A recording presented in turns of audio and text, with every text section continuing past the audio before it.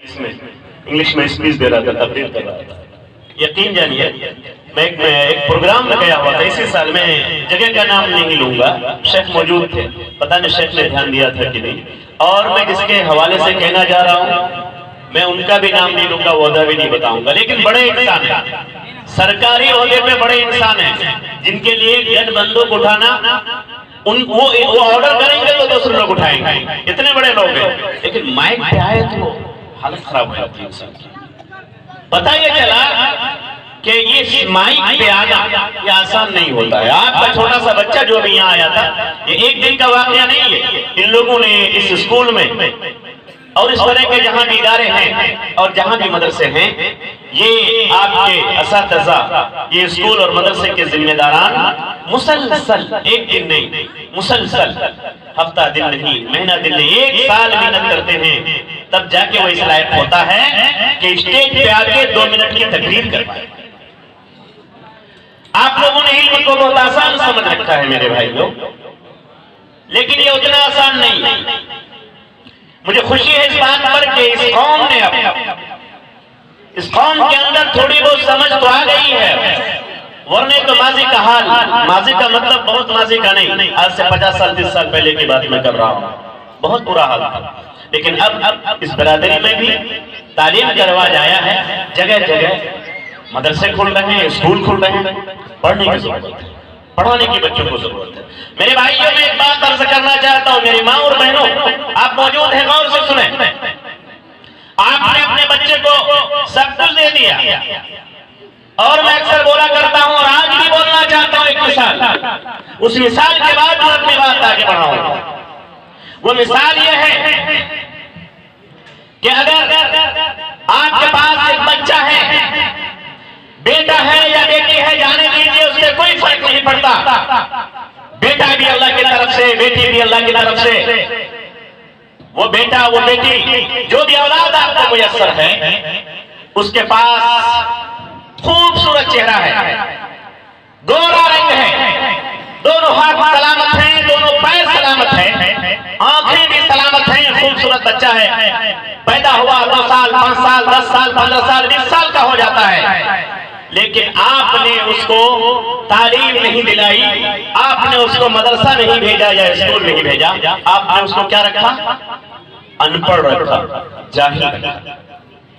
मेरे भाइयों, उसके पास अगर कोई लेटर आता है, मोबाइल में कोई मैसेज आता है लिखकर, वो पढ़ नहीं सकता, वो लिख नहीं सकता, काला अक्षर भैंस बराबर। अक्सर फजल को शेख मुजम्मिल साहब ने मिसाल दिया करते कि जो पढ़ा लिखा नहीं है, उसके सामने आप चुटकी रख दीजिए तो इस तहरीर का रंग और एक भैंस का रंग दोनों काला होता है। फर्क यह है कि भैंस बहुत लंबा चौड़ा होता है और किताब में लिखी गई तहरीर बहुत छोटी होती है, दोनों में कोई फर्क नहीं होता। एक अनपढ़ इंसान के सामने सिर्फ इतना होता है कि भैंस मोटी है और ये अक्षर छोटा सा। मेरे भाइयों, जब तक इस मानसिकता को आप नहीं बदलेंगे, आपकी औलाद को कोई तरक्की नहीं दिला सकता। आपने अपने बच्चे को बिल्डिंगें बना दी, किशनगंज में दुकानें खरीद दी, आपने अपने बच्चे को मेरे भाइयों कार खरीद दिया, ट्रैक्टर खरीद दिया, कंपेन खरीद दिया, आपने बिजनेस करने के, पैसा कमाने के सारे सामान उसको खरीद दिए। लेकिन मेरे भाइयों, अगर आपने अपने बच्चों को तालीम नहीं दी तो ये ट्रैक्टर यूं ही रह जाएगा, ये दुकान यूं ही रह जाएगी, ये जमीन जायदाद यूं ही रह जाएगी, ये सारी प्रॉपर्टी रह जाएगी। एक दिन वो ऐसा आएगा कि आप अफसोस करेंगे कि मैंने अपने बच्चे के साथ क्या किया, आज ये मुझे पूछने के लिए भी तैयार। मेरे भाई, कमी उस बच्चे के अंदर नहीं है, कमी आपके अंदर है। मैं भी आऊंगा थोड़ी देर में कि कमी कहां होती है। मैं तो सिर्फ अभी ये बताना चाहता हूँ कि आपके पास खूबसूरत बेटी है, खूबसूरत बेटा है, मजबूत बदन है, फौलादी जिस्म है, उसका सारी चीजें हैं, लेकिन उसके पास इल्म नहीं है। आपने उसको सब कुछ दे दिया, आपने ट्रैक्टर दे दिया, कंपेन दे दिया, बिजनेस दे दी, किशनगंज में दुकान खरीदी, सब कुछ दे दिया, लेकिन रब्बे काबा की कसम, आपने अगर उसको इल्म नहीं दिया, आपने अगर उसको पढ़ाया नहीं, आपने अगर उसको मदरसा या स्कूल नहीं भेजा, तो कान खोल कर सुन लीजिए, आपने उसको कान होने के बावजूद बहरा बना दिया है, आपने आंख आंख होने के बावजूद उसको अंधा बना दिया है, हाथ होने के बावजूद आपने उसको लूला बना दिया है, और पैर होने के बावजूद आपने उसको लंगड़ा बना दिया। कोई कीमत नहीं, इस समाज में भी नहीं और आखिरत में भी नहीं। दौलत पे गुरूर फजूल है, ताकत पे गुरूर बकवास है। दुकान और मकान और बिल्डिंगों पे गुरूर करना, ये तो किस पे आप गुरूर कर रहे हैं? आपने किस्सा नहीं सुना? किस्सा नहीं, आपने हकीकत को नहीं जाना। क्या से चंद महीना पहले अभी लड़ाई रुकी भी नहीं है, यूक्रेन की लड़ाई हुई थी कि नहीं? मालूम हुआ कि नहीं? रूस ने हमला किया था कि नहीं यूक्रेन पर? बोलो भाई, मैं समझाना चाहता हूँ, कुछ बताना चाहता हूँ आप लोगों को। यूक्रेन में लड़ाई हुई, रूस ने हमला किया किस पर हमला किया? यूक्रेन पर। खूबसूरत मुल्क, तरक्की याफ्ता मुल्क, वहां पर एक ऐसा मुल्क है कि आपको यहाँ से अगर कलकत्ता जाना है, कलकत्ता जाइए ट्रेन से।